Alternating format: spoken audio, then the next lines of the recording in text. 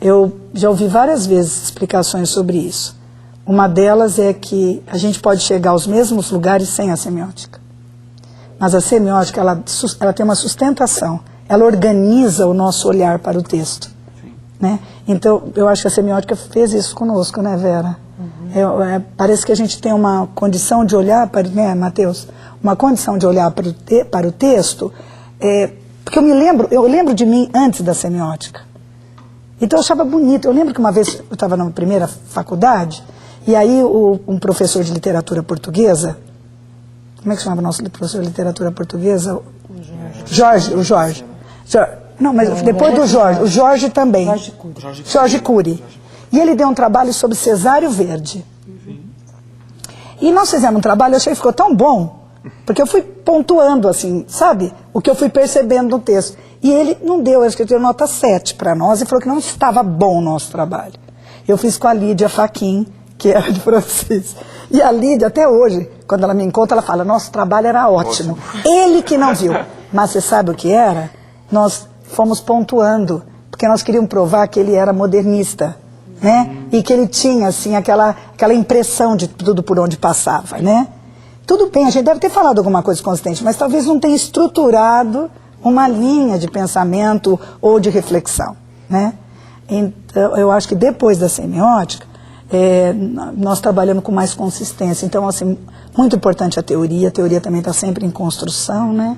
E voltar a olhar para os textos que nós já conhecemos, e parece que temos melhor condição de apreensão, né? Parece que nós olhamos melhor para ele, né?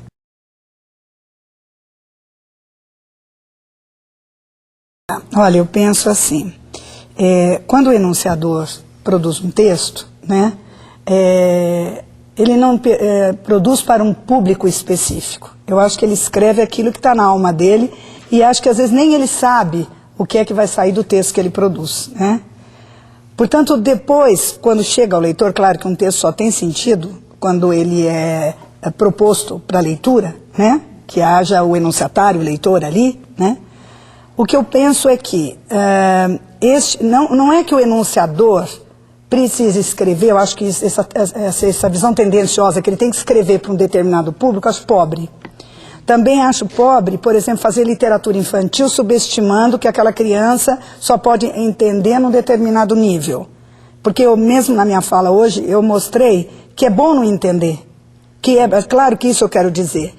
Eu acho que as pessoas têm que mergulhar nos textos, e quem estiver no projeto de orientação, vamos dizer assim, um professor, envolver os alunos para perceber marcas no enunciado, não, na verdade, que isso diga o que o enunciador queria que se entendesse, mas o que é que o enunciado, com a sua autonomia, propõe, né?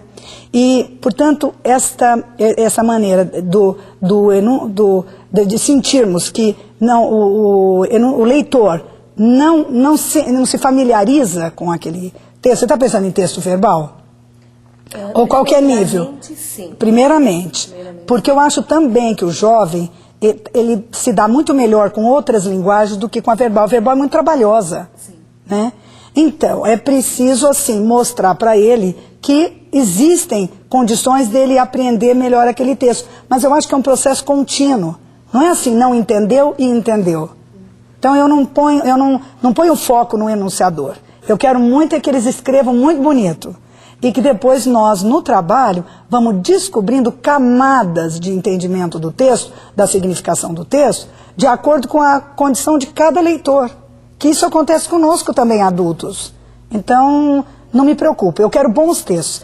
Eu sempre pensei, um livro didático, sempre quando eu pensava em livro didático, eu não me preocupava com a teoria, com os exercícios, eu me preocupava com a inclusão de bons textos. Com bons textos, você faz qualquer trabalho. Sabe para mim, para que serve o livro didático? Para o dia em que você não tem tempo de preparar a aula, você está naquele momento tão difícil e você tem um suporte ali. Mas, se a gente pudesse construir o texto, construir o material, seria o ideal. Eu penso isso, né? Então, sempre quando eu fui fazer uma seleção, eu sempre parti do livro que tivesse bons textos. Com bons textos às mãos e com a condição do professor na relação com o aluno, eu acho que você transforma o leitor, né? Que é esse o nosso papel.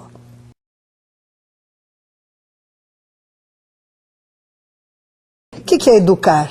É esse processo de, assim, de oferecer para ele a possibilidade dele mergulhar no texto e entender, né? Mas é trabalhoso, mas é apaixonante, porque a hora em que ele consegue ler, entender, e qualquer que seja a interpretação, não. Eu estou dizendo qualquer que seja, mas ela tem que estar ancorada no texto. Não é que ele pode falar o que ele pensa aleatoriamente, tem que estar ancorado no texto. Mas partir dali, eu acho que é fundamental. Acho um trabalho lindíssimo.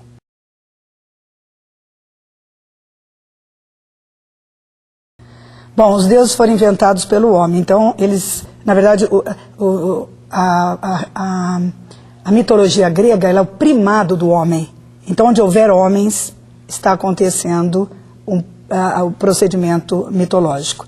Mas eu acho que o que acontece na sala de aula, que eu acho que a gente sai do pragmático para o mítico, é quando nós oferecemos não o objeto prático de uso utilitário, mas quando nós podemos ler o objeto do conhecimento, do ponto de vista simbólico, do mito. Então o objeto, sempre se fala isso em semiótica, objeto, né, prático e objeto valor. Então quando os alunos saem do mundo utilitário do dia a dia deles e descobrem que ele pode, com um catafejão, né, construir miticamente um universo que fale das questões que estão colocadas, ele não é mais um sujeito só que busca o utilitarismo em termos de comunicação. E é esta ponte. Uma vez, uma aluna, eu estava doente, tive hepatite, e naquele tempo se tratava hepatite com cama, né, tinha que repouso. Aí a menina me mandou um cartão em nome da classe, 6ª série, né, que hoje seria a 7ª. Então assim, se o médico mandar você tirar a roupa, era o cartão que ela pegou, fale para ele tirar a primeira dele. Aí ela escreveu assim, volte logo, porque todo mundo está sem roupa aqui. Acabou. Ela saiu do pragmático, da leitura simplista, e ela apreendeu o sentido mais profundo do texto, e que é a grande questão da metáfora, né? Que é, na verdade, que é esse caráter simbólico do que você pode fazer. Eu acho que é esse universo que nós temos que abrir, que nós temos que trabalhar. E eu sei que o professor, ele tem as suas dificuldades, ele tem muito trabalho, ele tem uma vida pessoal, tudo isso interfere muito no trabalho. Mas a gente não precisa dar todas aulas boas, mas em algum momento a gente precisa ter feito alguma coisa boa. Importante. Eu acho que se salvam alguns momentos. Eu acho que a vida da gente é assim, a gente não é bacana todo dia, entendeu? Mas, de vez em quando, assim, tem uma luz. E o Freud dizia que não acreditava em educação, porque ele acha que tem que ter 2 sujeitos envolvidos. Se a gente consegue isso, o enunciador daquela cena da sala de aula, o enunciatário, né, mas troca de papéis ali na construção, né, desse texto que é a aula, né, isto sim que é o maior desejo. Eu acho que isso a gente consegue. Não consegue continuamente, porque não vamos inventar que nós somos deuses, porque não somos. Somos humanos. Mas acho que a gente pode trabalhar nesse sentido. Acho que essa dinâmica do trabalho.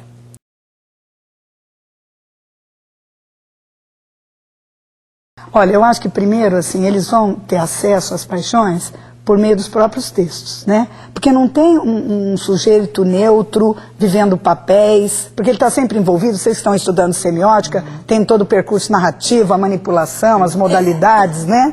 E a competencialização, e a performance, os programas de uso, a sanção. Nós estamos sempre vivendo essa situação.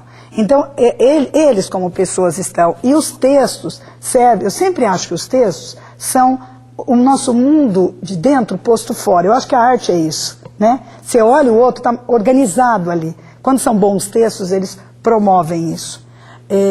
Acho interessante. Eu tenho uma ideia de que, sabe que dá para falar com as crianças e adolescentes?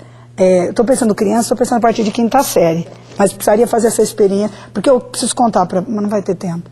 Mas preciso contar para vocês uma experiência que eu trabalhei, quando eu muito tempo trabalhei na graduação com grego, né? E na graduação, nós tinha prática de ensino. E a prática de ensino era ensinar a escrever em grego. Não lia, gente, amarrava, porque sabe? É bonito aquelas letrinhas, mas ficar só na língua era difícil. E eu falei, gente, vamos mudar isso, vamos para os mitos, porque os mitos têm tudo, né? Vamos lá. Aí, então, tinha uma experiência que os alunos estavam fazendo e que ia reverter num projeto de pesquisa de um grupo, né, da universidade. Que era fazer um trabalho com alunos de 4º ano primário, que hoje seria a 5ª, e contar para eles a Odisseia, e aí eles teriam que construir a sua história. Sim.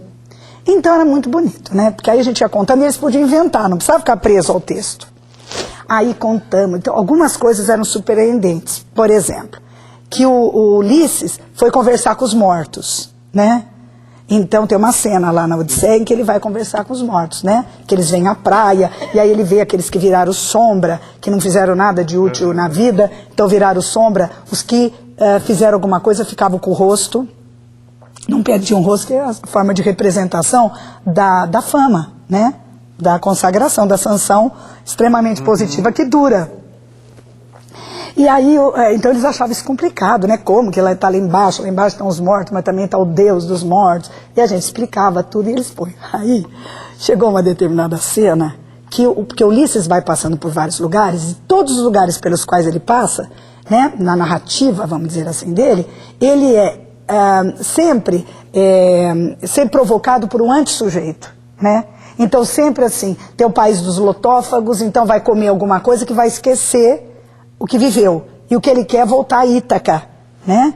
Porque é o mito do eterno retorno, é bem, assim, é uma questão bem profunda essa, de voltar às suas origens, voltar ao seu lugar de origem, né? Sua ligação com o lugar de origem. Aí a Calipso prometeu que daria eterna juventude para ele, que é uma coisa que todo mundo gostaria de não envelhecer, né? Ele também não, ele quer ir embora, porque ele quer ir para Ítaca, ele quer voltar para Ítaca. O menino foi ficando irritado. Depois eu vi que na Divina Comédia, Ulisses não quer voltar. Descobri isso depois, não nesse tempo, depois. Aí paramos, assim, imagina eu contando essa história. Então ele parou na terra dos Feácios e encontrou o rei Alcino, rico, com muito dinheiro, e uma filha para casar, que era Nausicaa, né? E aí o rei falou, é tudo de você, se você casar com a minha filha, eu dou o trono, eu dou dinheiro, eu dou tudo para você. Aí ele, mas é filosófico, assim, não é assim do jeito que eu estou contando, tá? Lá na Odisseia. Então ele reflete, aí ele fala que não, mas ele tem um projeto de volta, tudo. Bom, o menino ficou indignado, um dos meninos. Mas porque é o mundo capitalista na cabeça. Porque ele imaginava que a Penélope, a mulher que ele ia encontrar, depois de 10, 20 anos, já era uma velha. Na cabeça dele, velha. E está largando tudo, dinheiro, poder, mulher bonita, nova, né? Então ele inventou um diálogo. Por isso que eu digo que pode dar o texto pode ser lido, dependendo do trabalho que você faz, não precisa ficar escolhendo texto de criança. Aí ele pegou e contou uma história, contou toda essa história que contei para vocês, ele contou do jeitinho dele, né? Aí ele pegou e falou assim, aí Nausicaa ficou muito brava, porque ela entendeu que Ulisses queria ir embora. E aí ela virou para ele e falou assim, escuta aqui, por que você está querendo ir embora? Aí ele falou assim, porque eu quero voltar para Ítaca, não sei o quê. Ela falou assim, e aquela Penélope? Aí ele pôs assim, o que aquela pentelha tem que eu não tenho? Então, gente, é o que a pessoa constrói sobre o texto, né? Eu guardei, você acredita que ele escreveu esse livro, eu fiz uma cópia, porque eu achei de uma propriedade, entendeu? Como que uma criança já tem a cultura internalizada, a gente pode chamar de antivalores, mas são os valores da cultura, né?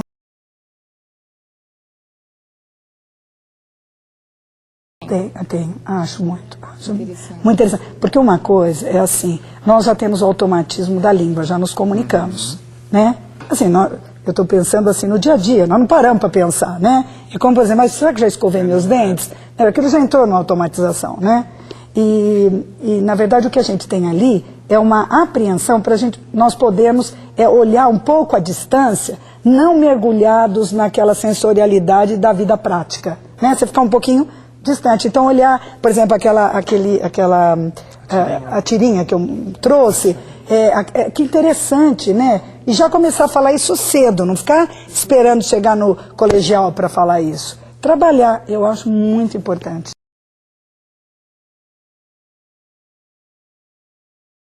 Eu acho fundamental. E acho que o professor é um ator, sabe?